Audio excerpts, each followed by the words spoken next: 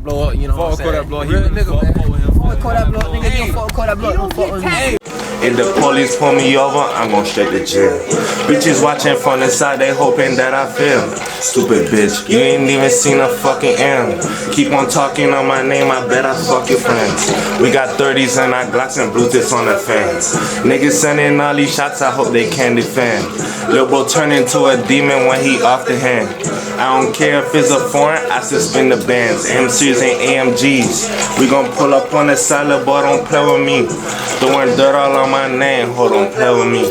What's good with it, Soyo? What's good, Kodak? Appreciate you for having me, bro. Yeah, I was about to say, man, first time on my interviews, man. You know what I'm saying? How's everything going? Everything good. It's working. Staying focused. You know what I'm saying? It's top from here. You know what I'm saying? Yeah, I was hearing a couple of your joints before we started the interview, man. You got a different flow. Appreciate you, bro. Yeah, I try to be more melodic and everything I say is, you know what I'm saying, current events, and I keep it that, you feel me? I try to be as authentic as possible. Yeah, you gotta keep it authentic, man, when it comes to the music, because, you know, music changes every, 3-4 years? Yeah. So this is how it is. It's good that you got that mindset with it, man. But yeah, before we get into all the music and all the stuff like that, let's talk a little bit about you and who you are and where you from. So, you know, give the viewers a little, background from where you from and where you was raised and how was that growing up? Well, originally, I'm from the Virgin Islands.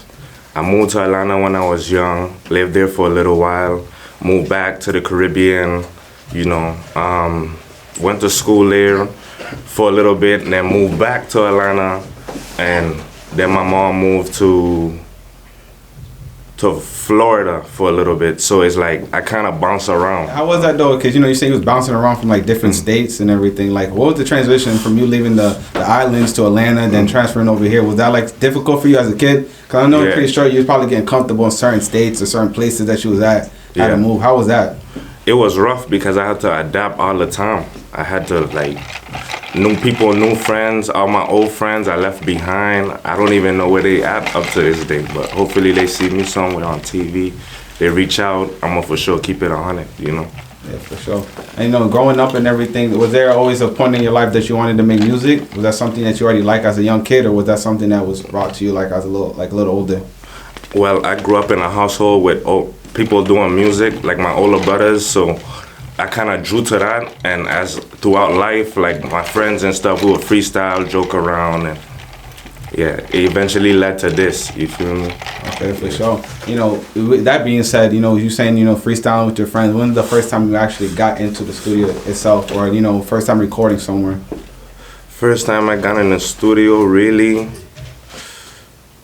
official studio, or just period behind the mic? Just behind the mic, you know, we want to know who you is and how that started for you, you know what I'm saying? So it could be the first time officially, I could have been in a car with a phone, you know? Speak about that experience for you, when it first started. When I lived in Houston, me and my dog Shane, R.I.P.,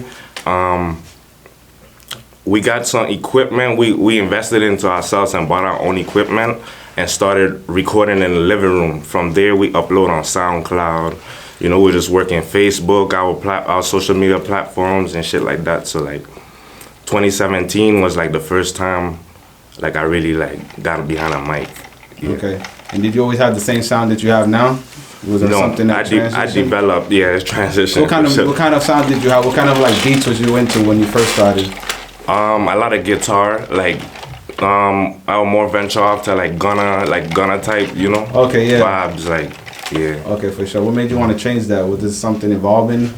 You were just now getting to know what music was, so you had to learn what your taste of music was? Or you were just I was still growing. I was still growing, I was maturing, so as I got older, my music, became, okay, I started doing music and it was just let's make something that sounds cool, everybody can relate to, but now it's just I focus on me and I speak my truth, what I'm living, what's going on around me. So it got more it developed, Yeah, for sure. Who was somebody that you looked up to in the rap? It don't even have to be somebody that influenced you to be a rapper, but somebody that you was listening to as you was growing up in the music. Well, I grew up in Atlanta, so I used to hear a lot of T.I. I used to hear my brother, Whoa, R.I.P. He used to play a lot of T.I. on Jeezy, Lil Wayne. I used to hear Lil Wayne, Future. Them kind of people is who like influence my Lil style. Wayne definitely. I'm from like I'm not saying I'm from, but like growing up, I'm from like basically like 2006, 2009 era. Like Wayne had it on lock. You know what I'm saying? He was everywhere. So Future, he personally in my predict like I think he changed the sound of music. You know what I'm saying? Especially Atlanta, because Atlanta always had, artists coming out of there, but in the last 6+ years, I feel like Atlanta took over the music industry, and like the sound of what Atlanta has, a lot of all the states took little pieces of it.